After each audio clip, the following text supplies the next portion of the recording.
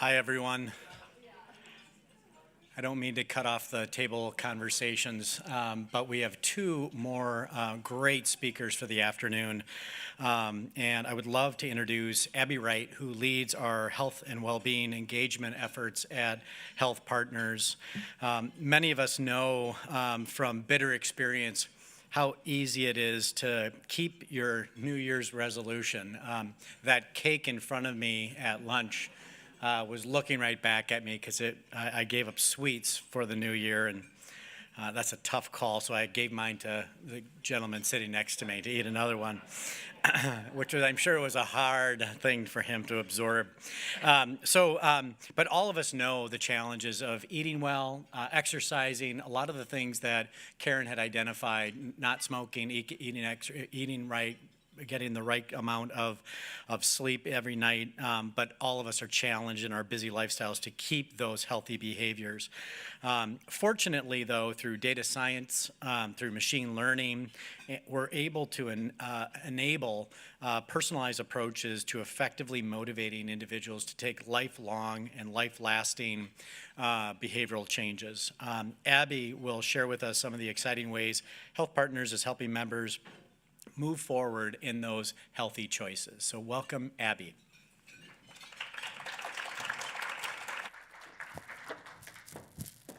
All right, great. Thank you, Mark. Good afternoon, everybody.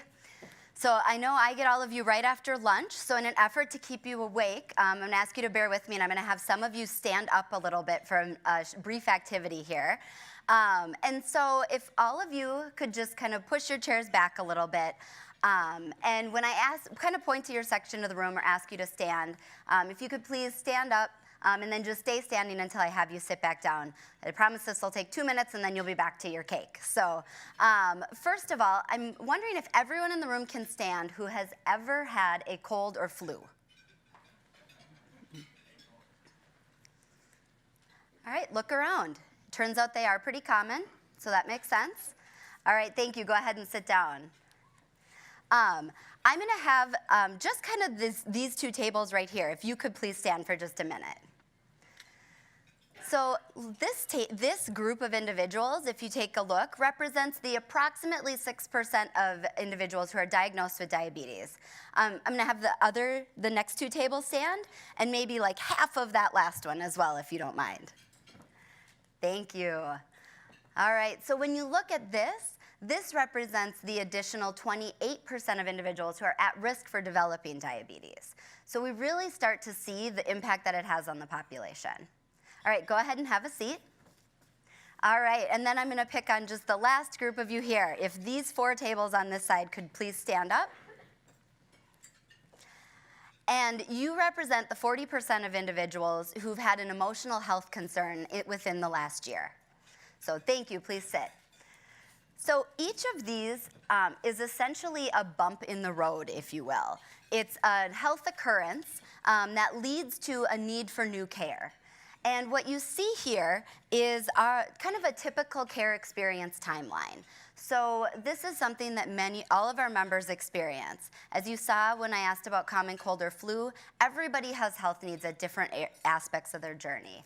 When we think about how members travel along this curve, typically, members will be traveling along, things will be going well, and then they'll have one of those bumps. They'll have an incident that will cause their curve to increase momentarily. Our role at HealthPartners is to help keep that curve as flat as it can be and to help to really minimize the impact that it has on the individual. And you can see through this slide that we do this by offering layered solutions for our members. So everything from disease and case management, to behavioral health solutions, health and well-being resources, EAP, on-site clinics, the list goes on. We offer these comprehensive solutions so that we have something to meet everyone at any aspect that they may be in their health journey. But what we know is it's not enough to just have these things available to people. We need to do what we can to proactively engage members in the right resources for them at that time of greatest need in order to have a true impact on their health. So we want to act as a trusted guide. When we think about this notion of a trusted guide, consider Google Maps. Google Maps is an example where you are plugging in a start point and an end point, and then Google Maps is making recommendations for you. It might be routes that they know you've traveled before. It might be the shortest route home. It might be the route past a grocery store that you need to stop at. You get choices associated with Google Maps. You can choose whether you're riding the bus, you're driving, or you're walking.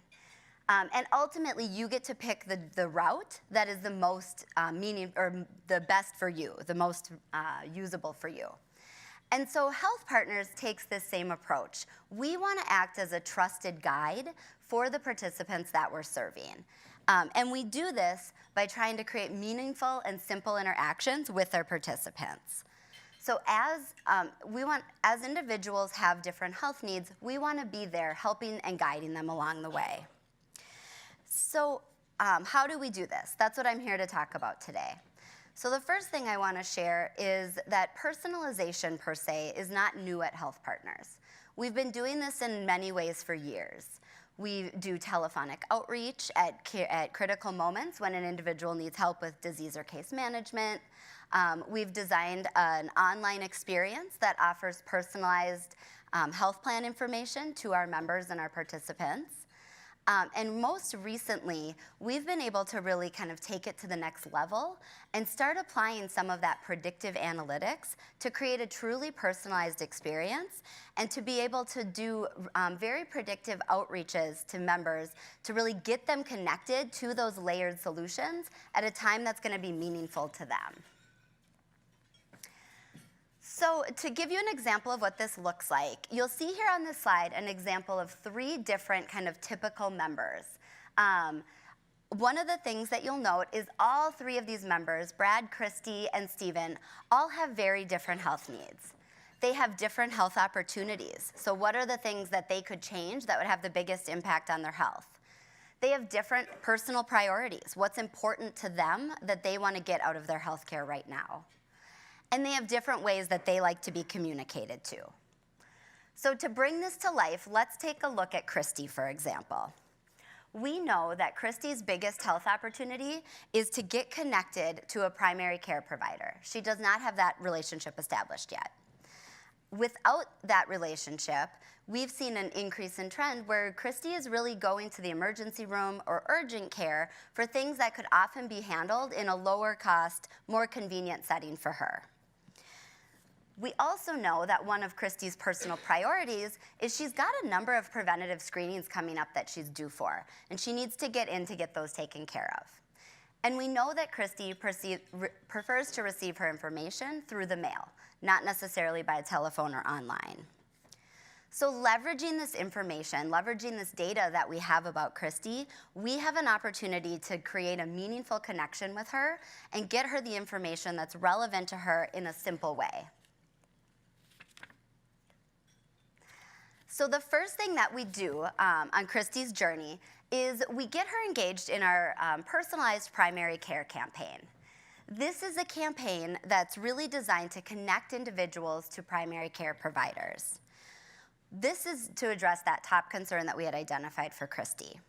We know that individuals who don't have that type of a relationship established are at a lower or a higher risk for hospitalization or surgeries, and oftentimes are behind on their screenings. So they're not getting screened on a more regular schedule.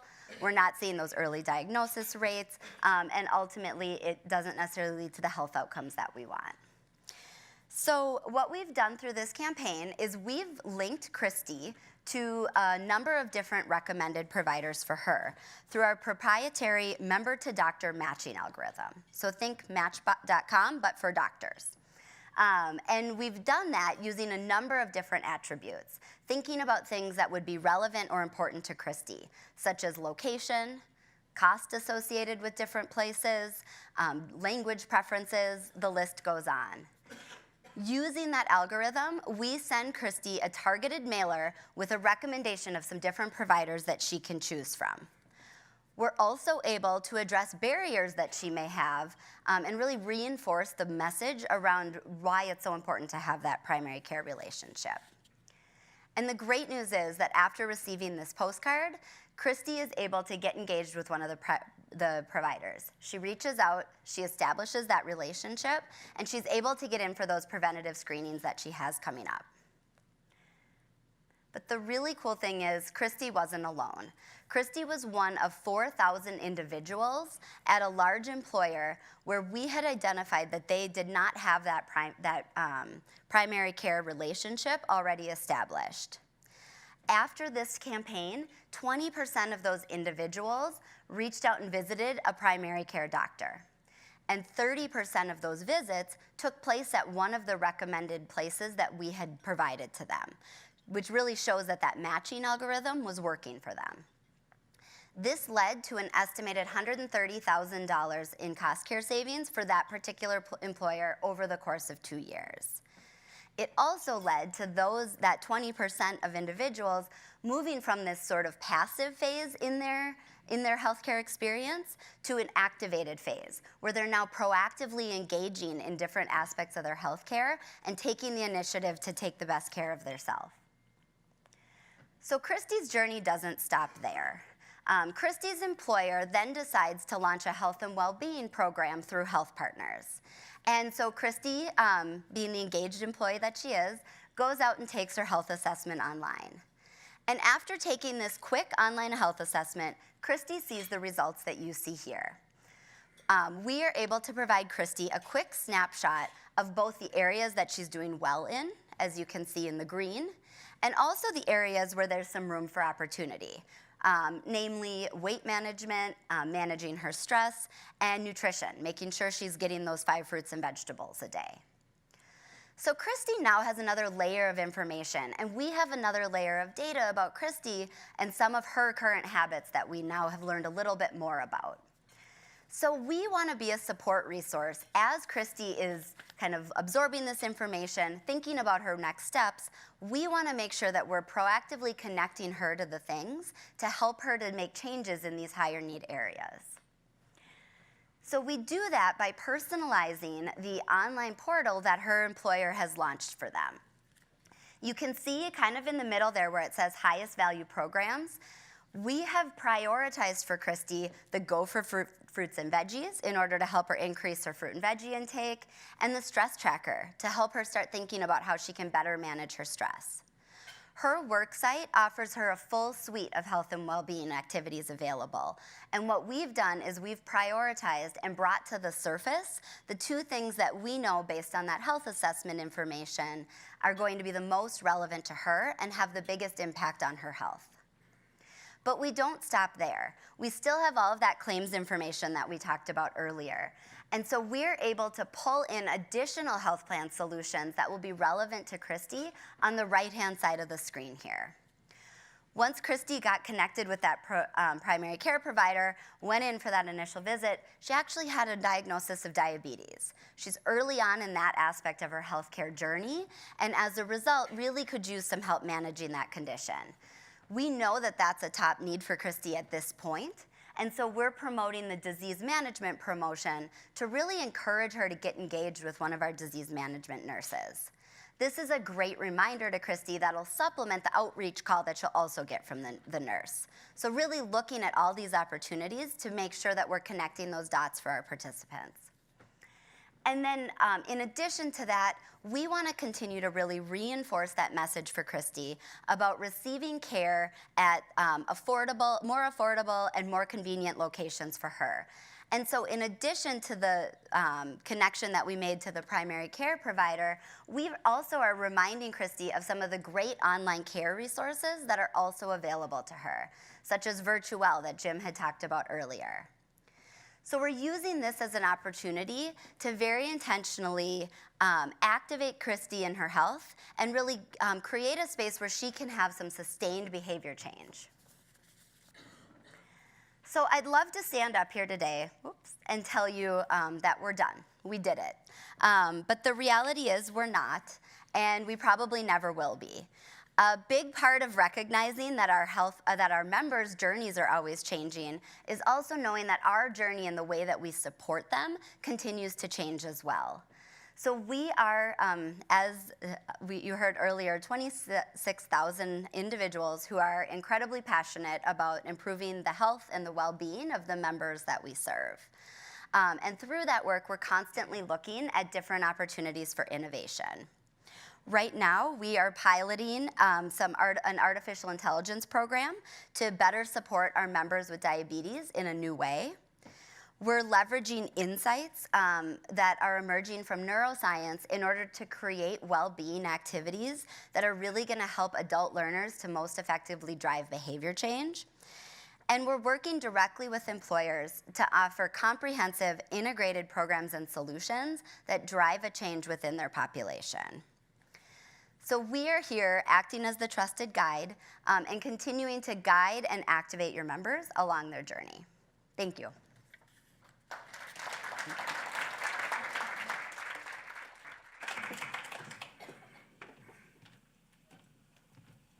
Thanks, Abby. All right, we are at the very end of our day with our last presentation and our keynote. And I'm really excited about being able to introduce you to John Moe. We know that emotional well-being contributes to mental health. Unfortunately, mental health can be hard to talk about, much harder than things like diabetes, heart disease that we've talked about earlier today. But we are committed to changing that through work like Make It Okay, which reduces the stigma around mental illness. We know it's good to talk about mental illness and emotional well-being, and so does our keynote speaker, John Moe. John has entertained, educated, and inspired local and national audiences for years, and he's made us laugh a lot too. As a humorist, writer, and public radio host, John's work is extensive. He has hosted Marketplace Technology, created and hosted Wits, a national sketch and variety show, and most recently hosted the podcast, The Hilarious World of Depression. The podcast features conversations with top comedians who talk openly and even laugh about a serious disease that they have themselves dealt with. John's passion for mental health helps weaken the grip depression holds on many. And that's why his message is so important for us to hear today. Please join me in welcoming John Moe.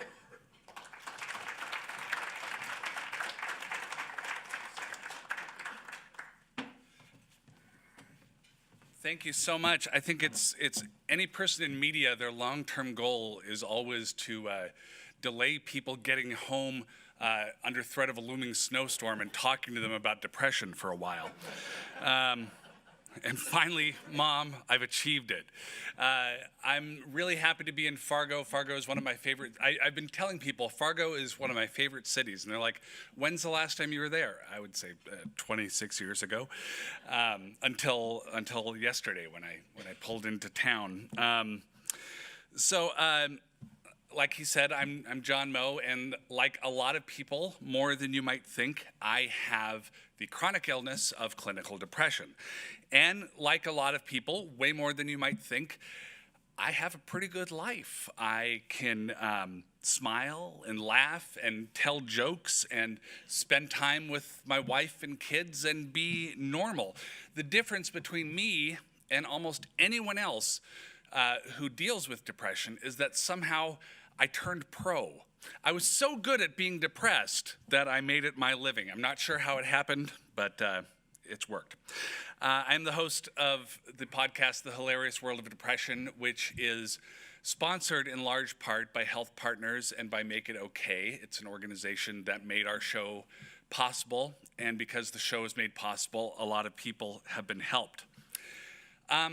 I can't define what depression is because it's colorless, it's odorless, it's formless. It can't be picked up on X-rays or MRIs or CAT scans. It's invisible, and it's quiet, and it's potentially fatal. Good night, everybody. No. And we don't really know exactly what causes it. We know that it can be brought about after a genetic predisposition. If you look back in your history and relatives have gone through it, you're at greater risk. We know it can be brought on or exacerbated by exposure to trauma. But we know that there are plenty of people who've been through horrific trauma who aren't depressed, and people whose lives have been spotless and clean and generations of mentally healthy people, and it sometimes happens. We don't really know where it comes from exactly, but we do know that we need to pay attention to it because it's an illness and it affects a lot of people and it kills a lot of people. Suicide rates are at a 30-year high right now. And almost every demographic group, the numbers are rising, especially among men and especially among teenagers and children. It's sometimes easier to talk about what it isn't than what it is. It's not sadness, it's not being bummed out, it's not even an emotion. It can be tricky because it can take the form of anger as well as despair. It can take the form of restlessness or insomnia or weight gain or weight loss. It's not just sitting in a room listening to sad music. I don't even like listening to sad music in a room, and I'm depressed, so therefore. But it's incumbent upon us to try to understand what it does. Now, last summer, I turned 50 years old, and according to federal law, you have to get interested in genealogy in World War II. So I did. And genealogy for me, and World War II for me, meant a trip to Norway. My parents immigrated from Norway in 1960, before I was born. And so I took my whole family back there, and just before I left, I did an interview for our show with Andrew Zimmern, the celebrity chef and recovering alcoholic. And he said something that really has stayed with me ever since. He said, trauma that isn't transformed is transmitted. You go through trauma and you either learn from it and experience it and move forward with knowledge from it, or you pass it down to your kids, to your friends, to a later version of yourself. You allow this thread to keep going. And I think in me, there's a lot of trauma that stems from World War II. I was there and I went to the Norwegian Resistance Museum. It's right in the middle of Oslo, where my dad grew up. And I saw a display there of underground newspapers, resistance newspapers from during the war. And there was a story that I had always been told about how my grandfather, who was a typesetter for a printing company, he and other people from the printing company would print up these resistance newspapers during the war. And then they would roll them up tight in little tubes. And then their sons would come by on their bicycles, including my father. And they would put the newspapers in the handlebars of the bicycles. And then the boys would go out and deliver the papers around the city, looking just like little boys out for bike rides. And it's always been a heroic thing to me, and it's always been a wonderful memory of this heroic thing that my father and my grandfather did in the face of a Nazi occupation. But seeing that paper, seeing what actually got rolled up into that tube, made me think of the trauma of it too. You know, and I would ask my dad about it. He's no longer with us, but when he was alive, I would ask him about it. And I said, well, what would happen if you had got caught? And he'd chuckle and he'd say, John, they were Nazis. We'd be killed. And I thought about my grandfather, just seeing his son, his 9-year-old son at the time, riding off on his bike to deliver these papers. And I thought about this trauma that in World War II, under Nazi occupation, nobody was exactly going to a therapist to try to deal with this stuff, but the trauma was occurring nonetheless.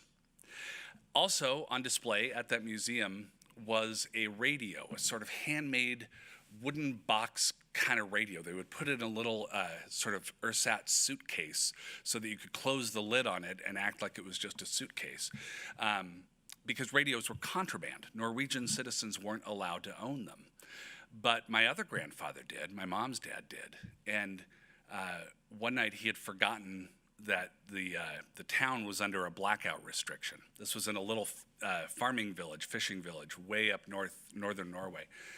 So he accidentally left the light on, and after a while, some German troops started coming up the road to the farm, and he thought, "Oh no, they're going to inspect. They're going to find the radio." So he jumped out of a window in the back of the house with this heavy radio. And in the dark, he scampered off to the barn and hid under the hay. And the soldiers came to the door and they said, "Well, where's your husband?" And my grandmother thought for a second and said, "He's gone out," which was technically true. You got to give it up for her on that. And he hid the radio in the barn just because having that information was so valuable. Having that, being able to pick up BBC broadcasts on that radio was so valuable from the ships at sea. And it's always made me feel very good to work in radio after hearing that story, because it's a family legend. And so I was there this summer, and we went up north. We went to this little fishing farming village, and the barn's still standing. We got to go to the barn. It's still in our family. My cousin's son owns it now. And I thought about that trauma, and I thought about how everybody tells that story of how great it was and how heroic it was. But nobody tells the story that I heard recently from my mother, who's now 84, that, yeah, that's the same barn I used to go hide in because of your grandfather's horrific attacks of rage that he would get. And the abuse that he would hand out, physical abuse, not to his children, but to people working on the farm. How he was so upset that she was born, the youngest of 3 girls. He was so upset not to have a son that he refused to visit her when she was born. He refused to go into the room to see his daughter and instantly set about trying to adopt a son. And how she had known that her whole life and tried to measure up and tried to be good enough for her father.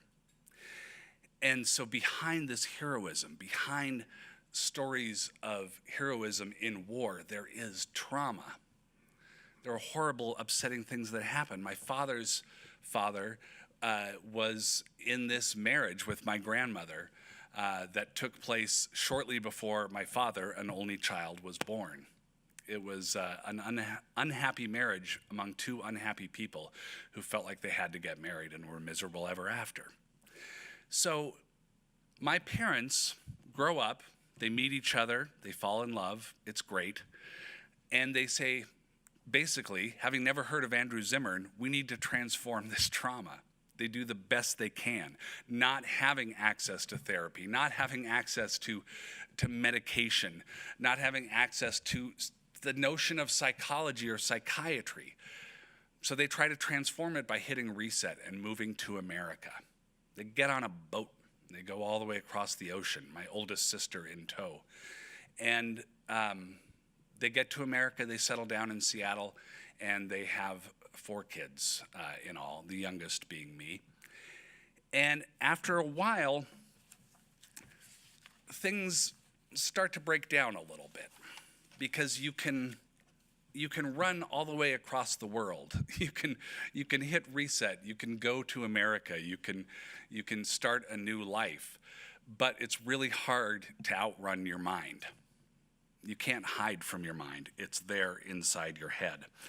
And my father starts drinking, because to him, that is the way you deal with pain. That's what he'd been taught. You drink, maybe you smoke, you probably do a lot of both, because then the pain stops, at least for a little while. And you give up on the idea that it's going to get better, but you just seek respite from the pain. And he drinks and he drinks and he drinks. And by the time kid number 4, me, arrives, he's in kind of a dead-end job, and he drinks, and he never hits us, he never is abusive, he's never even runs out on us. He just isn't there. His body is in the room, but he's somewhere else, because he's seeking medication to stop the pain. And my brother Rick, who's the second born, so 2 above me, starts to have some pain as well. And shrewdly, he decides not to drink. Unshrewdly, he decides to smoke pot. and do other drugs. And Rick is the most brilliant person that I've ever known, and the kindest. But he has a learning disability, and he has what we would now call ADHD and dyslexia, and what was then called being a bad kid and being a dumb kid. And if the teachers are saying that, then it must be true. So he kind of gives up on academics. He never finishes high school. And he finds respite from the pain in the substances he can get a hold of.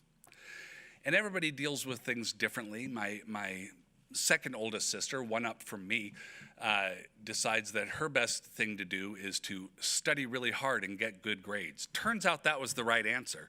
But I choose a different drug. I get into comedy. The Carol Burnett Show, MASH, Three's Company, Robin Williams, Richard Pryor, anything I can get my hands on, because that presents a world to me where there's a little nugget of joy, a little release of dopamine from the punchline that's going to come after every setup. And I get hooked on that. It's a lot safer than other choices that got made. And I think I want to climb through the TV screen. I want to be a part of that. So I grow up as just hooked on comedy. Everybody kind of has their own thing. What never gets talked about is that we all have things in the family. My dad's drinking is never discussed. My brother's using is never discussed. And whatever home you grow up in, that is your definition of normal. I would go over to friends' houses where their dads were fully engaged and talking and calling them sport and slapping them on the back. And I thought, what freaks? How do you live in a situation like this? When I got to junior high, something happened to me that has happened around junior high, I'd say for the majority of the dozens and dozens of people I've talked to about their experiences with depression and mental illness. That's right around puberty is when depression hit, and it hit like a truck. And it wasn't sadness, because then maybe I might have made the association. It felt like terror. It felt like my brain stopped working. It felt like I was falling all the time. It felt like I was in a car with no brakes. And I didn't know what was happening, and I was scared. And the one thing it didn't ever occur to me to do was to look for help, because I didn't know such a thing happened. I mean, there was a health class where they showed us films about puberty and venereal disease, but this certainly wasn't covered in that. And so I waited for it to pass, and I decided right then, this is a secret. I don't have the same brain other people do. I can't deal with the things that other people can deal with. Everybody else seems to be functioning just fine, and I am not, and I better shut up about this, because this might be craziness. And if that's the case, then I'd have to go into a room with rubber walls and wear a straitjacket. Most of my mental illness knowledge was gleaned from Bugs Bunny cartoons, not a reliable source. And so I keep it hidden. I keep it buried inside, and I go forth into life. And I discover something that helps a lot. No, nothing healthy. I discover that I really like theater. I become a theater nerd. I have a knack for it. I can act pretty well, and I can get cast in a lot of plays, and often in some pretty big roles that have a lot of lines and are on stage a lot. And this is wonderful, wonderful to me.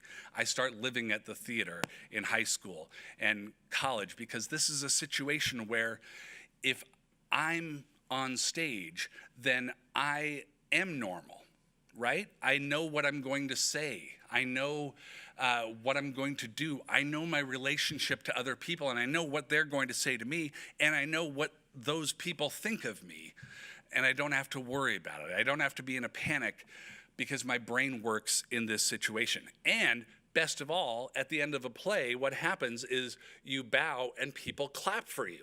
And they give you the encouragement and approval you could never generate for yourself. It's a perfect scenario.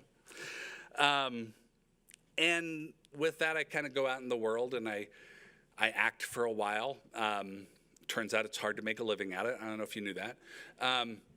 And I discover that I can also write pretty well. And so I start to shift over to writing because it's the same thing, but where you can post something and people will comment about it and people will talk about it and your name will be out in the world to show that you've been published in this newspaper or magazine.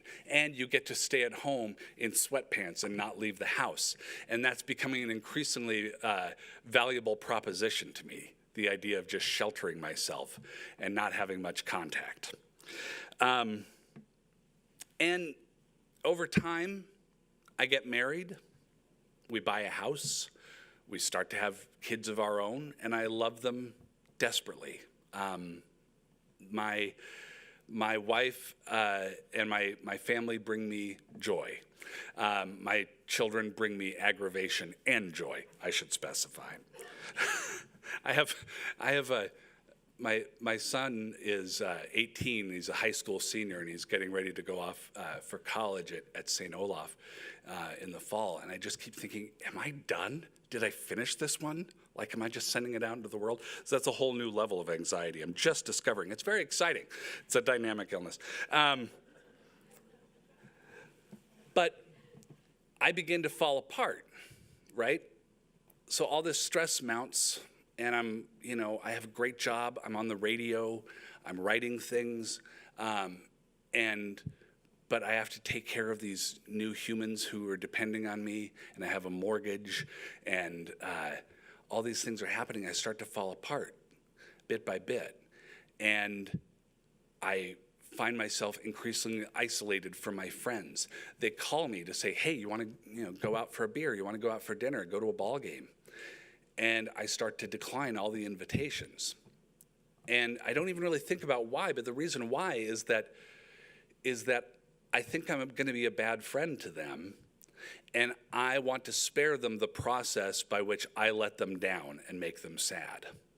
Turns out later I found out a lot of them were starting to invite me to things in order to get me out of the house, in order to try to stem this thing that they see in me, right?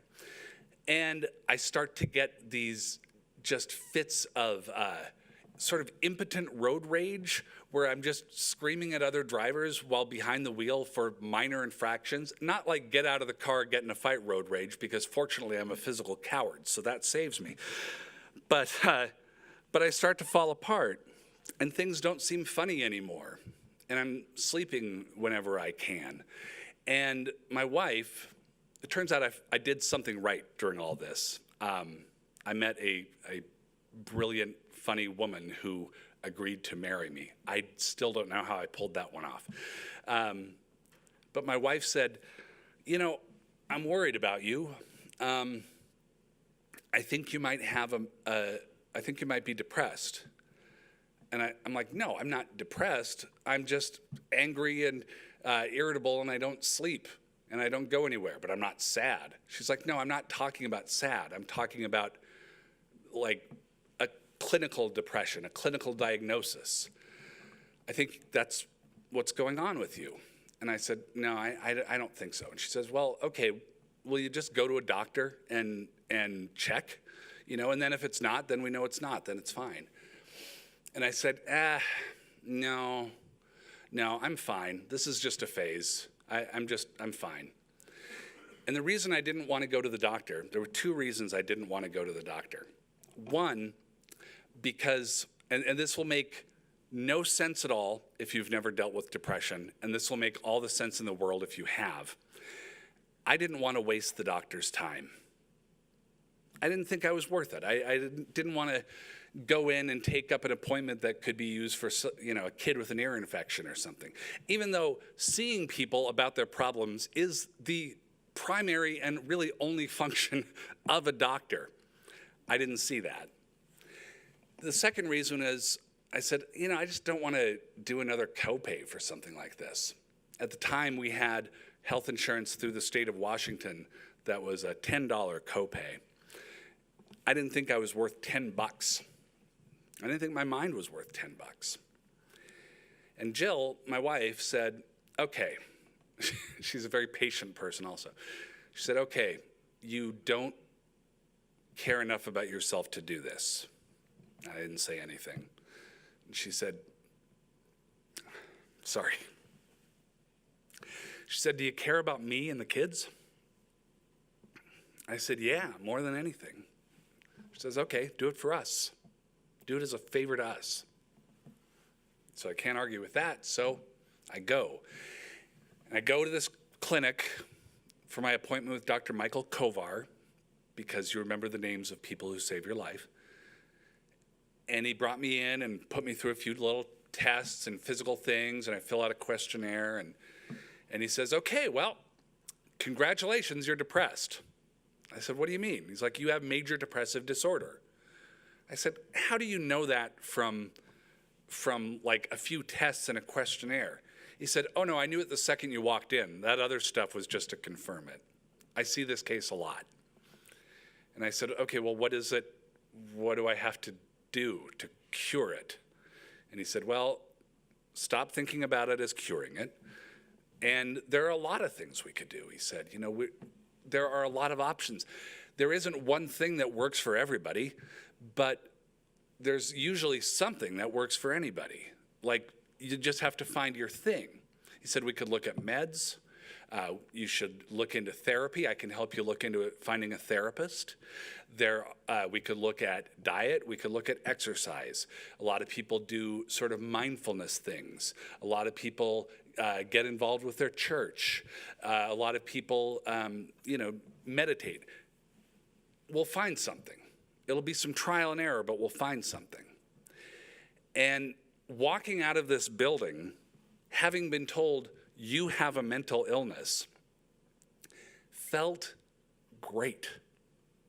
I wouldn't expect it. Like, to be told that I'd had this thing probably my whole life and would be dealing with it in one form or another for the rest of my life, felt really good, because for the first time, this thing that had been happening in my brain wasn't me. It wasn't something I was, it was something I had. And that made the difference, because I could see just this very sliver of a seed of thinking, I can improve on this. I can address this. And I'm not so bad. I mean, I'd been walking through everything I had done, thinking that I was fundamentally bad and broken and weird and from space. And I had been working incredibly hard, always trying to achieve the next thing, thinking that that would take care of it. Like, I thought if I could just, get the lead in this play, then I won't be depressed, because I won't have anything to be depressed about, right? And then that didn't work. How about this next play? Okay, how about getting into this college? That'll cure it. No. How about graduating? No, that didn't cure. How about getting this girl to go out with me? How about marrying this girl? How about getting this job, this job, this job, this promotion?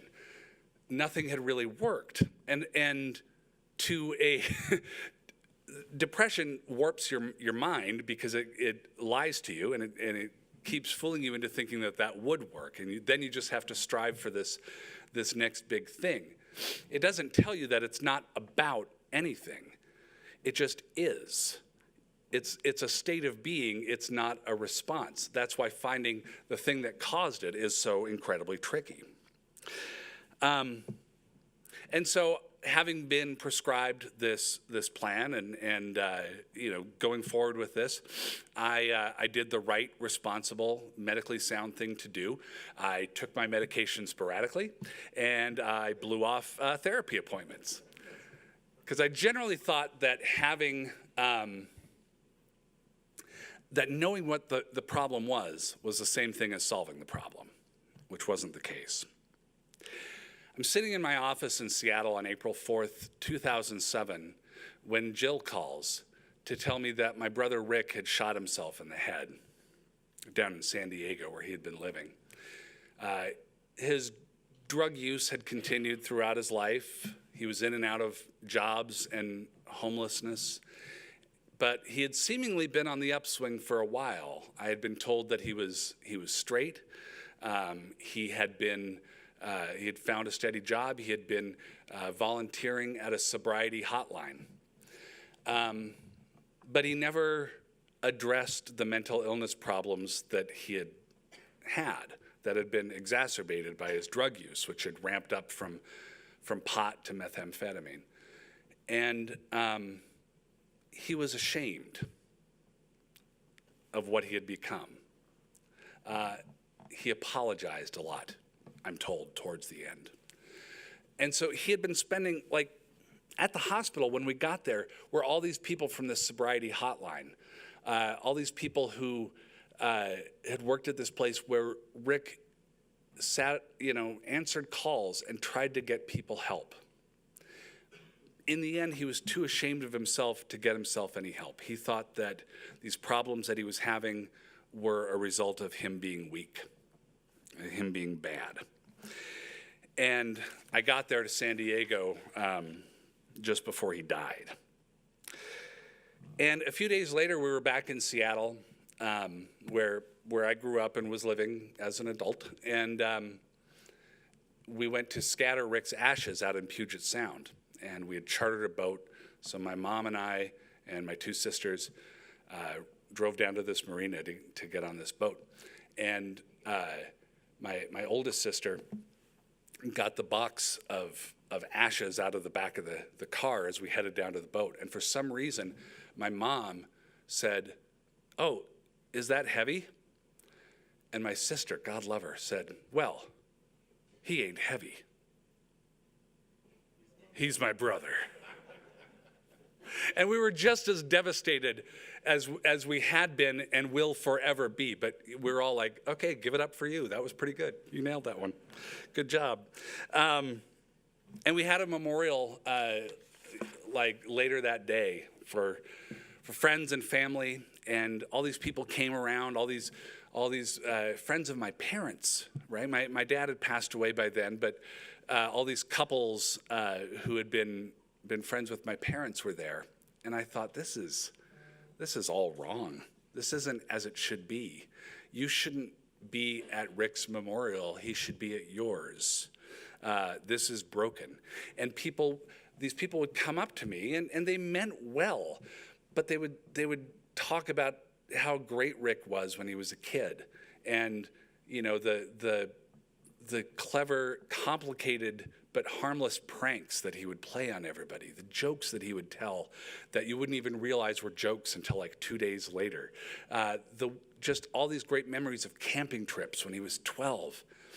And I said to them, like, that's, yeah, that was really great. That's a nice memory. Also, he struggled with mental illness and drug use his whole life. And he had problems, and he didn't get help. And if help had been available and if he had been willing to get it, we might not be here. And then those conversations would trail off rapidly, and they'd say, well, I'm going to go talk to your sisters instead. And it got me kind of mad, not at them, but just at the situation, because I thought, what are we doing here, right? Like, here is a condition where if you talk about it, it can get better. If you don't talk about it, it can't. And if you talk about it, it's not guaranteed, but you got a shot, right? And so here we are choosing not to talk about it. That's the wrong choice. We are at a crossroads and we're choosing the wrong path. I'm not going to do that. I decided, like, right there at this church at 45th and University in Seattle, I'm not going to do that. I'm going to be loud. And I've always been loud, which made me never blend in with the Norwegians in the first place. But I'm going to be even louder and more often. And a while after that, my family ended up hitting the reset button of our own and moved to Minnesota. Because, as Norwegians, it's like the Jewish people have Israel. Like, the Norwegians have to come to North Dakota and Minnesota at some point. But we moved here, and I started talking about what had gone on. This was immediately after Rick had died, about a year after Rick had died. And I started talking about it on Twitter. I started talking about it on radio stuff that I was doing. Started talking about it when I was asked to speak at groups. And I said, well, look, this bullet ricocheted, right? Rick shot himself at a gun range because he thought that would be easier for everybody. That's depression lying to you. And the bullet just kept ricocheting, I said. It ricocheted off me and my mom and my sisters and all those people at the sobriety hotline, and it ricocheted off all his friends, and it ricocheted off his daughter, who was born 2 months after he died. And we're all gonna have to live with it forever. And this is something, mental illness, depression, these are things that are treatable, and there are no guarantees. But if you've got a toothache, you go to the dentist, right? If you've got a bad back, go to a doctor, go to a chiropractor, get that checked out. We got to get to that same point. And you can't think about it as a thing that you did wrong. This is a thing that happened to you. And if you can't do, I borrowed the line from my wife, like if you can't make an appointment for yourself, make it for yourself for someone else. You know, do somebody else a favor. I'm like, here, I am a stranger on Twitter. Do a favor for me, okay? I'm asking for a favor from you. And I said that our society needs to start handling mental illness the same way that we did with drunk driving and littering and smoking. Like, we didn't solve those problems, but we addressed them. You know, some of you are probably old enough to remember the 1970s. Parks looked like ass. People just threw stuff all over the place. And, you know, you just figured somebody else would pick it up, and then nobody did. And finally we thought, this is gross. Let's start throwing things away. And smoking, we started really ramping up the education. I learned to drive in the mid-'80s.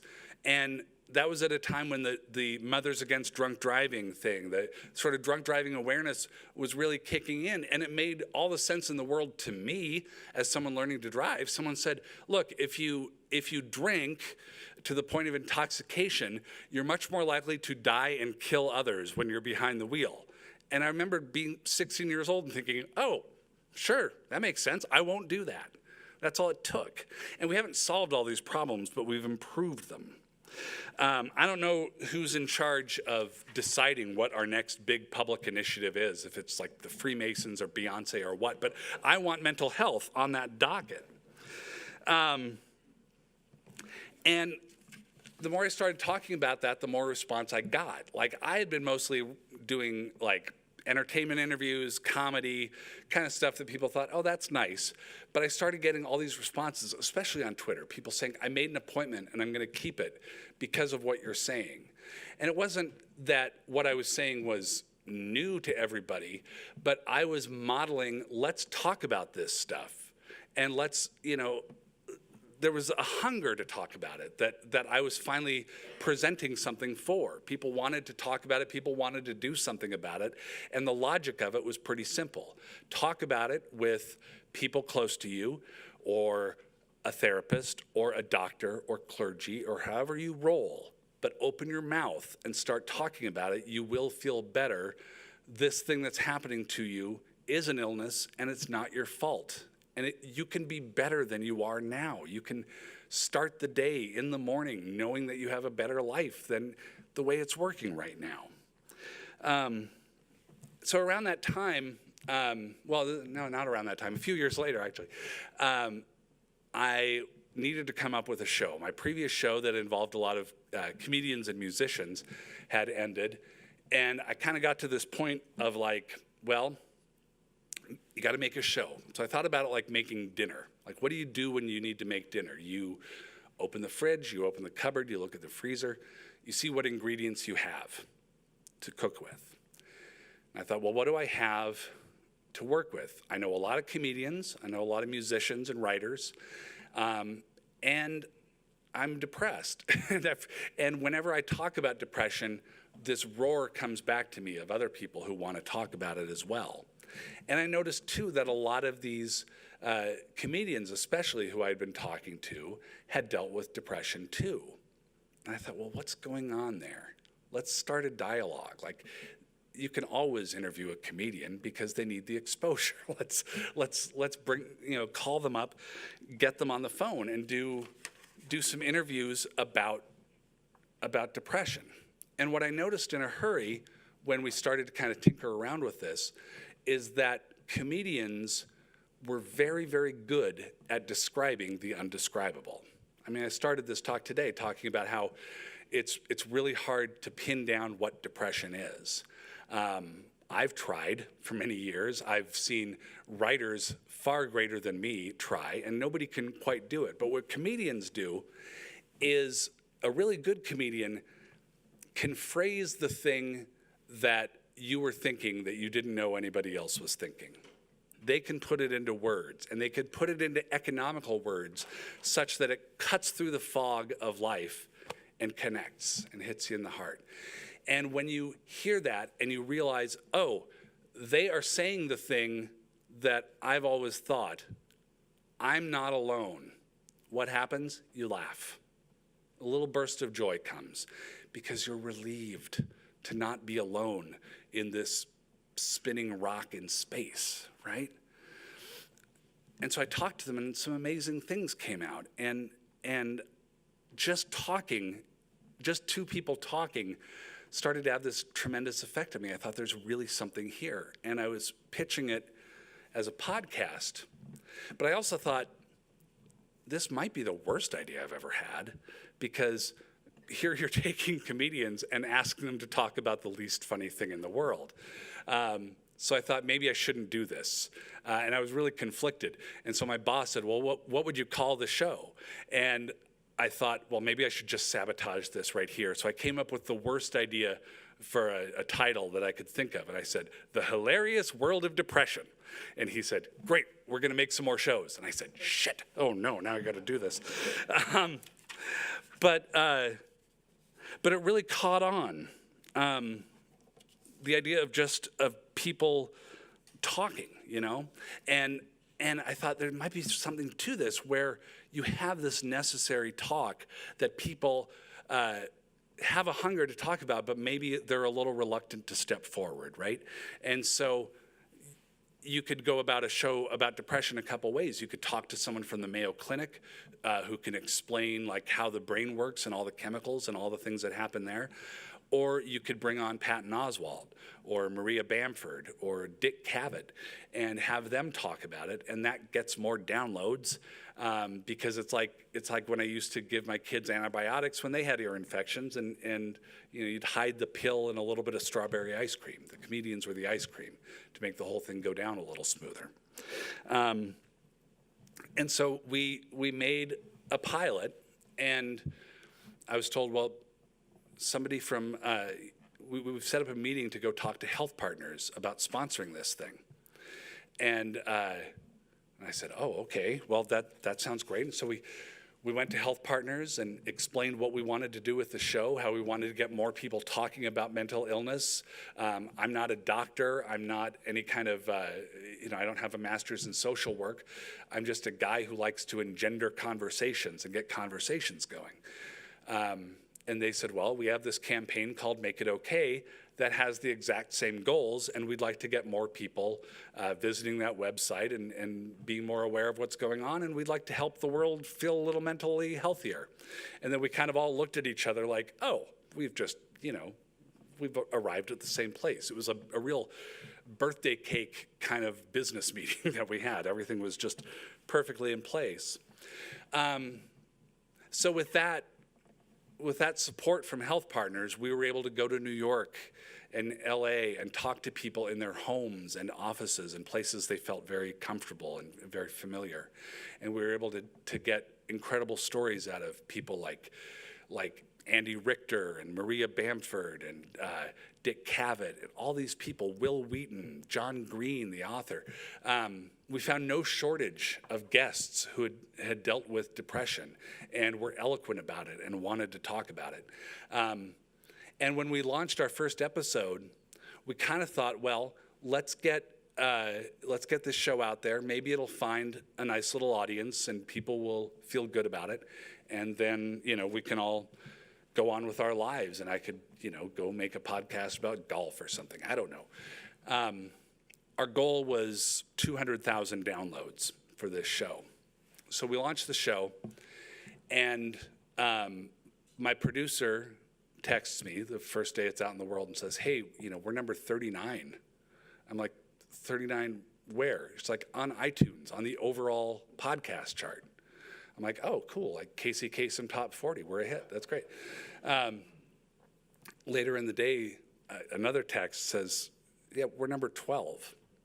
And we keep climbing and climbing over the next few days until we hit number 2 overall on iTunes. Or among podcasts where no one gets murdered, number 1. So that felt good. And it starts to roll. People look at the first couple days of numbers and we get renewed for a second season right away. And the show gains momentum, and reporters are calling me from Time Magazine and The Guardian, and we start winning awards. And all this attention comes to this show that we had been doing. Our goal of 200,000 downloads gets surpassed quite easily. We're currently about to hit 10 million on our downloads. And then soon after we launch, like the adulation is great and the press is great, and I'm still getting that applause from strangers, providing the things I couldn't provide for myself. But the letters start rolling in from listeners. On a barely publicized email, we start getting letters. I just needed to tell you, after years of struggling with depression and not having insurance, I was recently able to get back on medication. Your show helped a lot. Thanks so damn much. I just wanted to drop a note that I saw a therapist for the first time yesterday and to acknowledge your contribution to that effort. The way you frequently address mental health in a way that removes stigma and encourages normalization was a contributing factor in my finally taking a step I should have taken a long time ago. I decided to give treatment another try after hearing others have found it to change their life around for the better. I've been having a really tough time. Your podcast helps me feel less alone. Thanks for bringing depression to light and speaking with comedians. You're a real lifesaver, truly. And we start getting messages,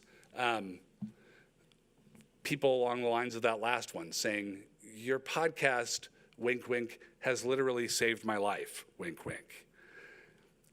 And it weighs a ton.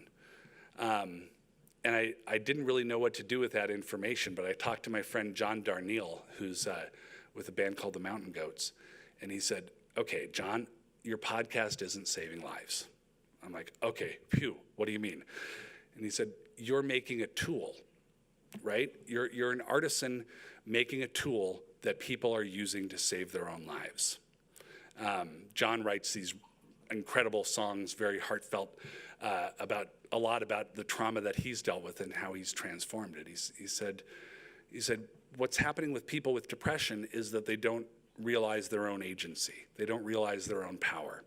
And so they're saying, well, surely this podcast is what saved my life. He said, you didn't do that. You made something useful for people.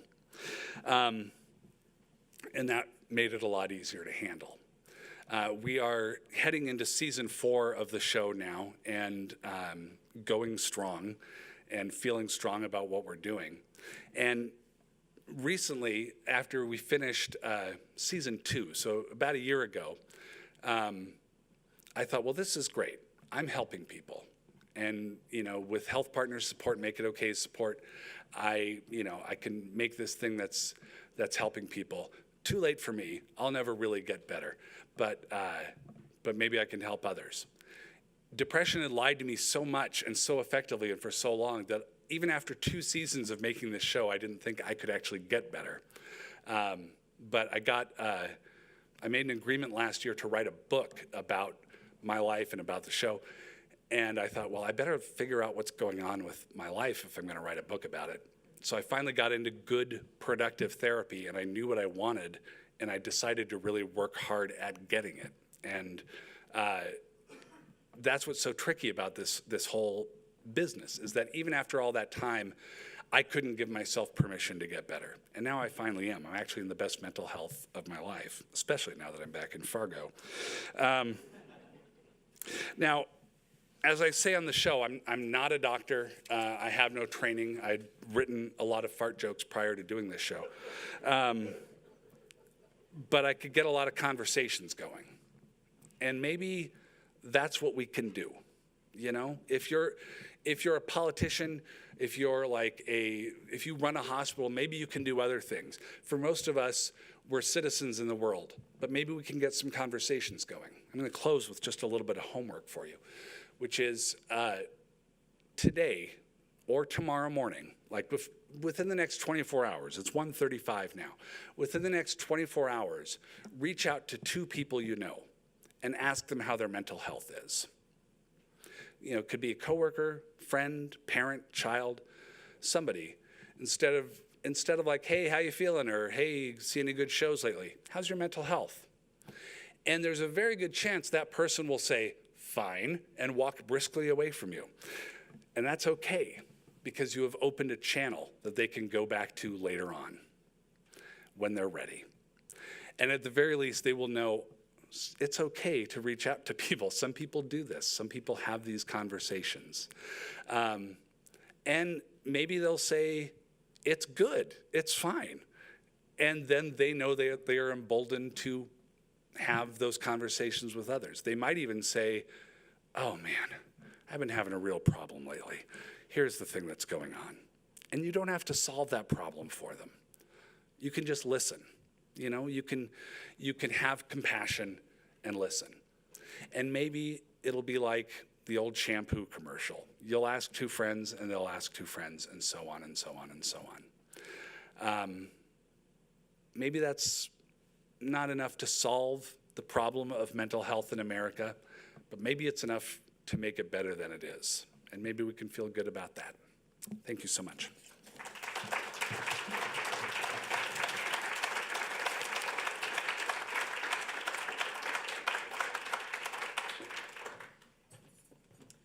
All right, thank you, John.